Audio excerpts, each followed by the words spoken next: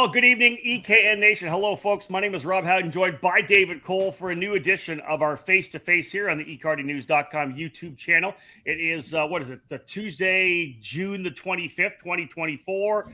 Kind of rolling right into the middle of the season. It's summer now. We're ready to rock. Lots of racing. Too much racing probably going on.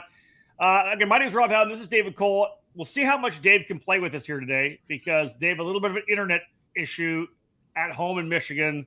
You're struggling right now on the internet card. Yeah, you just buffered there for a minute, so we'll see how long that goes. Oh my God. Yeah, we had big storms come through 6 a.m. this morning. Luckily, we didn't lose power, but about 3 o'clock this afternoon, we lost internet. So I'm assuming it had something to do with probably clearing brushes or trees or something from somewhere and totally took down the internet in just our neighborhood. So waiting for that to come on board. They say sometime tomorrow morning, we'll see what happens with that. But yeah, you haven't moved yet, so I don't know. You're still going, David. That's good. So today's show, folks, as you know, lots of racing going on here through the middle half of the season. National events, of course, rolling. A lot of big street races going on as well. But the one we're going to be talking about here today will be happening actually on the opening weekend of August. And that's the IKF Sprint GrandNationals out at the Amarillo Kart Circuit in Texas, West Texas. Joining us for the Texas Sprint Racing Series is Brittany Lobaugh. We'll talk TSRS as well.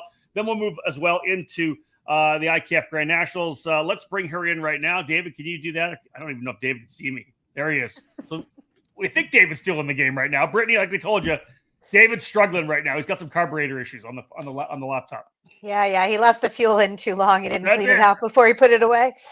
So listen, it's weird because you guys have been racing like for the last couple of months already, right? You started the Texas Sprint Racing Series back in February. I had a chance to actually be there. The USF Pro Championships were testing at the big track. I came over and watched. And I'll say this. I think it's the first time I've been there for one of your NOLA races. Man, the vibe was wild. When I was coming through the pits, it was packed. The racing was crazy. What a great way to start things off at NOLA. I'm sure you were really happy with that first round. Yeah, it was nice to be back there because we hadn't been there. I think there were 2 years we skipped there. And so it was just really nice to be back there, and people really like racing that track. We did do a different configuration from before, and even that everybody was pretty happy, so and we had a good group of people. We had a lot of entries that race. So yeah, the KA senior class was massive. I had a chance to watch that one.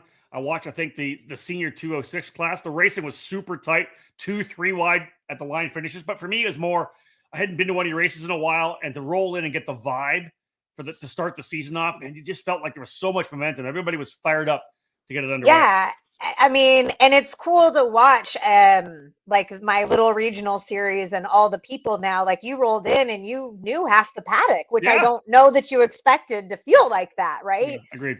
You're like, oh, I'm not going to know these Texas people. And then you're like, oh, wait, even I do that now. I'm like, wait, what? You're here? Like, it's cool. It's really fun to see and coming our way.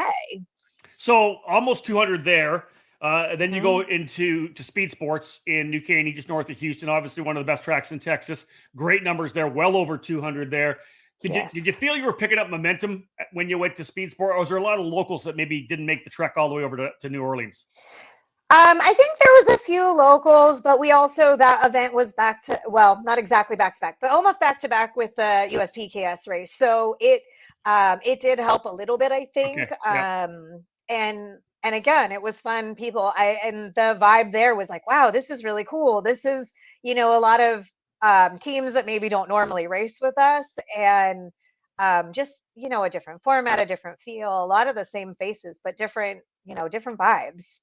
For those of us that weren't trackside, can you give us some information on the next round? That was that race at Kart Moto. So a new karting facility to a certain extent, right? Yeah, so this was their first real race. They are like a club track, not exactly a club track, but a member track. Is it MSR Crescent or Houston? MSR Crescent. MSR Houston is in Houston, so this is Crescent, and then the kart track side is called Kart Moto. So Motorsport Ranch Crescent is the car part. And then like I said, Kart Moto is the kart track, and then they do like motorcycles and stuff like that as well. So the track's been there 4 years, maybe. Okay. But they kind of weren't ready to put on a race. We were going to try it a few years ago. Remember They that, had yeah. some permit issues and some things that finally got figured out. And it all kind of came together. Oh, we lost David. Yeah, we lost David. He'll be back. And so so it finally came together, and I know they had kind of like a dry run a few weeks before of, you know, a little race that was around just about 100 people, and everybody was messaging me, we're not going to fit. We're not going to fit. We came in and we found space all over, and exceeded their expectation of what we were going to do. And I think the owner of the track was in awe, because he's like, we're gonna need more parking. Like, we're gonna, That's you know, amazing. It was really cool for him to see. And then he walked by like the broadcast and he's like, we're on TV. Like, what, you know, so it was really, really cool for them to see how far we brought them into the racing scene. And were you happy overall with the weekend? Did the track race well? Did it, you know, were you able to set it up logistically for the administration side of it for it to work well for you? Yeah, it actually all came together really nicely. I think they left with a few laundry items for next year, but Perfect. Almost every customer was like, man, this race is so good. We want this to be on the schedule next year. So it's really cool to see that feedback and to see that we all kind of pulled it off. You know, and the facility was excited to make the updates, and they're like, okay, now we know, you know, what we need to do, because you don't really fully understand until you've lived it, you know? I can imagine, right? They build this car track. Hey, we're going to build a car track here. This is what we're going to do. And all of a sudden, TSRS rolls in, and all of a sudden, boom! It's this big major event, right? Which I think is awesome. If you're tuning in right now here live on either Facebook or YouTube, again, Brittany and Lobaugh from the Texas Sprint Racing Series, and of course the IKF Sprint GrandNationals happening the first week of August. Joining us here on the broadcast tonight, live broadcast. If you have any questions, comments, drop them in the comment section. We'll try to bring them into the show for sure. So 3 races down, 2 more to go. We mentioned before we came on off air that a big break in the action, right? Especially from the early May into the end of August. You've got an August 23rd to 25th race at Dallas Karting Cup, back to DKC, and then wrapping up again at Amarillo. What are your thoughts? What's the buzz around getting to DKC with the TSRS race? Everybody's super excited to go back there. We haven't been back there. I think it was 18 or 17 that we were there last, and it's a whole new track. So even though we've been at the facility, they tore out the OG track and now have new ones. So, you know, my biggest question so far has been which track, which way are we going? So I was actually up there this weekend looking at stuff, and we'll make our final decisions hopefully the end of this week or beginning of next week. We're pretty sure we know which track. We just haven't picked the direction and official layout yet. So I think it'll be really cool to be back at that track and add like another new. Most of our racers have never raced at that track. Yeah. So new to most of our racers track. And that's great, right? That's one of the things you want when you're a regional racer. Go test yourself somewhere new. Go to a track you haven't been on. And of course, shout out to everybody from DKC for what they did. They had the big national track at one point. Always had those dreams of, hey, we want 2 tracks because we want to be able to run a race and have our rentals running at the same time. They were able to finally get that done. So that's going to be great. And again, that's the August 23rd to 25th weekend. You wrap things up. We'll kind of come back to this a little later, but you wrap things up in late September at Amarillo Kart Circuit. It kind of gives us a good kind of spin over to the fact that you're going there first on August 2nd to 4th for the IKF Sprint GrandNationals. But before we jump into the IKF talk, Brittany, what are the takeaways so far from this year's TSRS? Are you happy? Again, almost 200 in the first round, 227 round number 2, and 179 at Kartmoto. Could you even fit more people in? I don't know. We pause our face-to-face broadcast for this quick commercial break. Stay tuned for more here on the EKN Radio Network.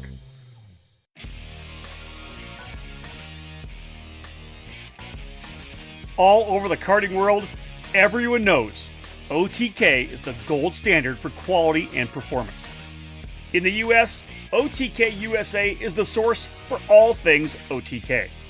From the legendary Tony Kart brand to the race-winning Cosmic and Esprit chassis, and now the new Red Speed and EOS brands, OTK quality is second to none.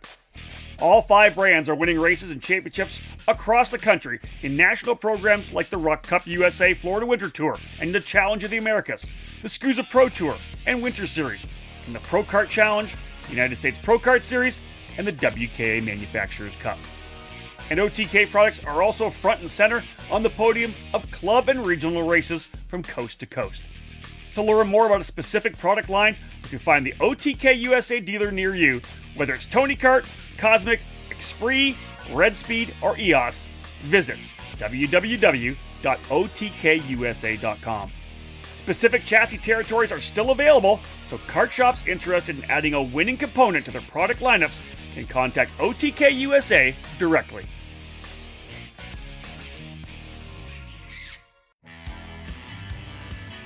Motor mounts. They keep your engine attached to your chassis, right? The answer is, they're much more important than that. Your motor mount is critical in transferring 100% of the power from your engine through to your tires and the racetrack. You need this to get on the podium each and every time you race. Odenthal Racing Products is here for you, providing the best motor mounts on the karting market today, all designed to make sure you're using all the horsepower you pay for. Odenthal Racing Products is a family-owned and operated business with decades of karting experience in providing products with unmatched quality and value for our racing community. The Pro Series mount for 2-cycle engines, which is available in 0, 5, and 8-degree inclinations, provides a rigid structure to help keep vibration to a minimum without adding too much weight to your setup. The 4-cycle Easy Set system is one of the most popular mounts for the Briggs & Stratton 206 power plant. Multiple mounting holes provide the most adjustability depending on your chassis and seat placement. To ensure a tight fit to your chassis, our ORP wedge clamps get the job done, and they feature a number of design updates to provide a lower profile and lighter weight. The clamps are available from 28mm to 32mm in both standard and Euro style sizes. And now, Odenthal has also revolutionized the karting industry with its new Easy GP camera mounting system. Designed to mount anywhere on your chassis with 1 or 2 cameras, the ORP Easy GP camera mount is your solution to capture that onboard winning moment. Head to odenthalracing.com and find a dealer near you. Odenthal Racing Products, proudly made in the USA. Welcome back to Face2Face on the EKN Radio Network. What are your takeaways from the first half of the season? I'm actually really happy with how the seasons went. And I think that most people were happy with the little break that we took this summer. They all, a lot of people want to take their vacations or go try the national circuit and do some other things. So this allowed our customers to kind of venture out wherever they wanted. And then kind of when they get back home, to come back and finish up the season. So it's been really, really good feedback. People have liked the track choices. Like I said, going back to NOLA was a huge hit this year. I know Kart Moto was what I consider a success. We knew there were some skeptics. And so now that they've all seen it race as well and we pulled it off, the track's, willing to add more parking and more space for us. So next year, and everybody's very excited about going back to DKC and having different tracks for every race this year. So I think it's going to be a really, really awesome year. So let's then segue. Time to start talking about the IKF Sprint GrandNationals again, August the 2nd to the 4th. So first and foremost, let's just talk about the racetrack, Amarillo Kart Circuit. I've had a chance to be there back, like you mentioned, back in like 16, 17, announcing for the old Texas Pro Kart Challenge. I raced there as well. I think it's a great track itself, racetrack for a GrandNationals. It races so well. I did the 206 category, which was a ton of fun. Let's just talk about that track. Working with Kyle Yashinsky, everybody at the track. It's become this jewel in West Texas that's really added itself to the regional series. A bunch of different programs have come in to run there as well. So it's really become kind of a spotlight track in the West Coast. Yeah, it's kind of nice because, from California, it's a little longer of a drive, but it's not, driving to Houston, right? Yeah. So I think it's like 18 hours max for most of them. We pull the Colorado crowd there and a few things since Kyle and his brothers have taken over. They've really made a ton of improvements. And, not that the old owner didn't do a good job, but his intention was never to do this. That's it. Yeah. So it's cool to see that he's doing so many different events and has the rental cart fleet and all that stuff now there. And it's a really, really fun track. Everybody loves to go, they got to go get their steak at the Big Texan, and Right. they've got to go, spray paint the Cadillacs, the Cadillac Ranch. Like, That's it. there's some Yep. fun touristy stuff to do. Yep. But the track itself just races so well. I love it. Historically, we've been there in August almost I think last year was the only year we switched it up and changed the date, but we've been that first week in August in Amarillo for quite a while. Yeah, it's again, fantastic racetrack for sure. For those of you who don't know, maybe you're new to the sport a little bit. The IKF, the International Kart Federation, was one of the founding programs, founding sanctioning bodies that started karting. The GrandNationals was that one thing that everybody did every year, and it circulated around the country. It used to be like kind of a midweek kind of a thing as well. I think, into the weekend kind of deal where you could come as a family holiday. People would come Florida, the New York, whatever. They'd race up at Pat's Acres. They'd be racing down in Southern California, all the way across the country every year. Another track hosted the IKF Sprint GrandNationals. And again, one of the big things, and I know you have them there. We'll come to this in a second. One of the most iconic trophies, of course, in karting over the many years is the Duffy, named after Duffy Livingstone, the Screaming Eagle to be on the pole. We'll bring those out because I know you have them there. Let's talk about the schedule. Let's talk about class structure before we go schedules. The IKF class structure, when it was picked up, SCUSA essentially bought and took over the IKF program, really focuses, Brittany, on that grassroots kind of regional level racing, right? Let's go through the class structure. Yeah, so right now we currently have 11 classes offered on registration, but really that's because we had a lot of different people reaching out. Can we run this? Can we run that? And IKF Grands as a whole really only likes to run 9 classes. That way we can keep it light. You can still, like you said, have that vacation-y feel, right? Like you're not at the track all night long or all day long, and you can still go experience stuff with your friends and family.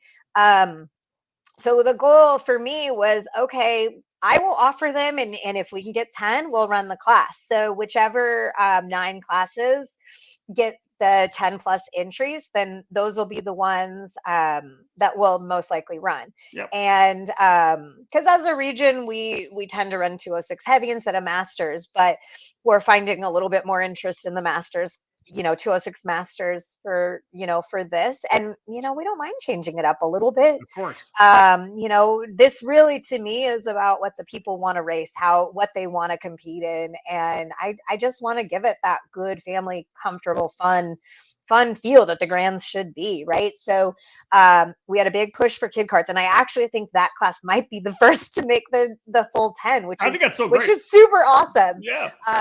They won't run for the Duffy, but we're going to get them some really cool trophies and make it really fun for them either way. Love it. And then we have the micros and minis, the KAs. So we'll have KA junior, senior, master that are options for this. Regionally, we do really well with our KA master program as well. That's gonna be big. Yeah. So I hope they all come out for this as well, because I think it's just a really fun class. Yeah. And then we'll have the 206 cadet junior, and then either 206 cadet junior senior, and then most likely it'll be either heavier masters. But if the entries come out that everybody not opposed to running both. Like I said, I really want this year to be about what the racers want. I don't want me to be the person dictating or whomever else to be like, no, these are our classes and we're really strict. So, the people that want to come out and race, I want to offer the classes that you want to be there for. And the beauty, Brittany, with that track, how long it is, you could run heavy and masters at the same time, right? You could run those together on track if you had to. No doubt. Correct. We could, if we don't have a lot of people wanting to run both classes, a lot of the people currently we're talking about running both classes. Masters So, and heavy. if there's a lot of duplicate entries, then we'd have to separate them. But otherwise, we could run them together. And really, the caveat with IKF Grands is that to earn a Duffy, we need at least 10 people. Like I could offer a class with 5, but you're not going home with a Duffy, right? That's it. Yep. It really should be a more coveted trophy, not just like, everybody can earn one. Yeah, in IKF, I remember they used to call them jacket classes. People would show up and have like 2 or 3 racers to win the jacket, the IKF jacket. That doesn't happen anymore. You have to have enough drivers.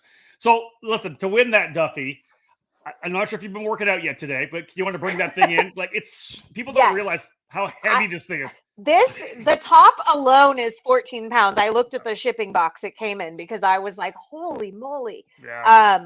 So it's, I don't even know that I'm barely showing the whole thing on the screen. It's amazing.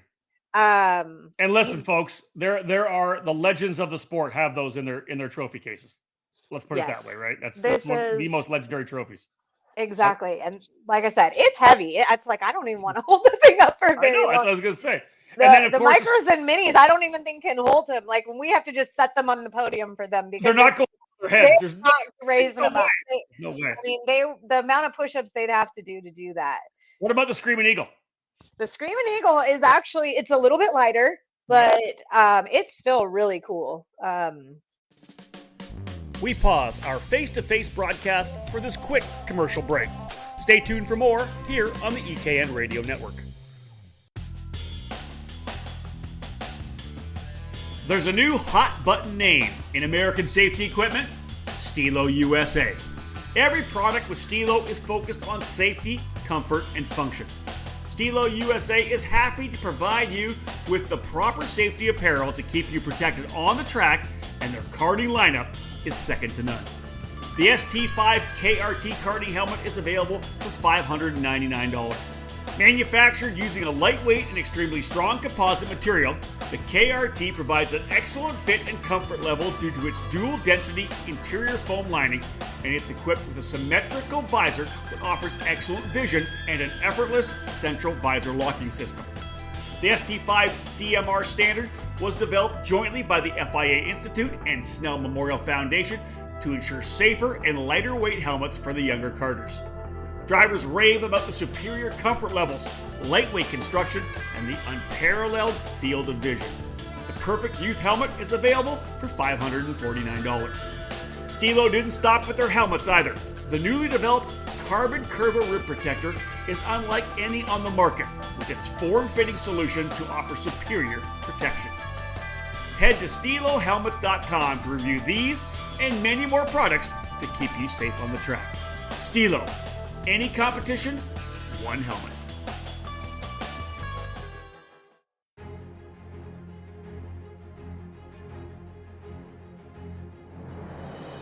The Briggs & Stratton 206 engine is where out-of-the-box ease and outstanding consistency meet to create legendary races. Briggs & Stratton's history in motorsports dates back to when the first engines came off the assembly line in the early 1900s. Their focus on the grassroots level continues to help build generations of racers. Since 2008, the Briggs & Stratton 206 has gained a following that has the engine powering the largest fields in North American karting today. From the club level and track programs to traveling regional series and national events, Briggs & Stratton competition provides the most exciting racing in the sport. Engineered and hand-built exclusively for racing, every Briggs & Stratton 206 engine is power tested and serialized before it goes in the box. Karters can take that engine straight from the box to their kart and be on the podium at the end of race day. Be sure to follow Briggs & Stratton Racing on Facebook and through @RaceBriggs on Instagram.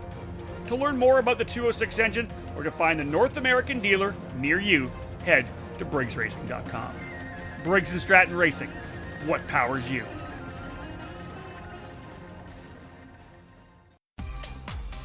Welcome back to Face2Face on the EKN Radio Network. Really cool trophy. That's for qualifying on pole, correct? Correct. So this is top qualifier earns the Screaming Eagle. I love it. All right. And the crazy thing is that I know that registration is now open. I know you guys opened it a little bit early. The race, of course, isn't still for 5 weeks down the line, first week of August. But when David was putting together the notes, it's $4.99 entry fee for the weekend. Friday practice, race entry, and a set of tires. That's a smoking literally deal. The cheapest national race you can go to all year. Amazing. Yeah, so you'll the format's a little different than our normal format. We wanted to follow the traditional like IKF Grands format. So it'll be about a half day of practice on Friday with qualifying on Friday, which normally we qualify on Saturday. But by doing that, we put all of the heats on Saturday and we'll finish up a bit earlier on Sunday to make it home in a reasonable amount of time. Almost everybody can get a ride home on Sunday unless they choose to stay and enjoy the scenes for, an extra night. Yeah. So then, warm up, 3 rounds of heat races on Saturday. So you got lots of track time, 3 wheel-to-wheel heat races, warm up, then Sunday just main events, which I think is great. I always love keeping the main events just a Sunday. If you have that kind of a weekend, you bring the schedule together, right? Like you said, you end earlier. You can have that celebration at the end as well when you're awarding the big trophies, right? Right. Nobody feels like they're going to miss podiums, right? Like we're going to finish early enough that everybody should be able to make podiums easily and still get on their flight or get on the road to home at a reasonable hour. Anything planned special for the weekend? Is there going to be lots of camp? I'm sure people will be camping out there at the track, right? Yeah, so we expect lots of camping. So we do have some RV space in the paddock and all of that. And we're working on like a barbecue on Friday night. We haven't finalized all the details on that, but we're working on that. And just trying to do some fun stuff. So some of them will be based on entries. The more entries we have, the more cool stuff we can throw out there, right? Yep. So, but yeah, we're definitely working on that little barbecue or meal on Friday night for everybody. And I just want it to be like a really fun event. Not that our normal ones aren't, but Grands just has a different feel to it. I was just gonna say, I mentioned earlier about how the GrandNationals were kind of the coming together of all the IKF racers from New York, Florida, the East Coast, West Coast, and come together wherever they were, whether the teams were driving all the way across the country, up the Pacific Northwest, whatever it may be. It's a chance for everybody to get back together. And I know you guys have such a strong group of Texas drivers that race the Texas Sprint Racing Series. I know this race, I've already seen it a bit on social, right? Guys are coming in from Northern California. Cole Nelson is already talking about coming down. I know you've had talks with guys from Northern California, Southern California, Arizona, Colorado. People are coming in from all over for this race. I think people are really excited. I try to do, a lot more promotion early, a lot more kind of talking about the history of IKF. I think when the transfer of everything of the history and the info on it, like it kind of lost itself there for a little bit.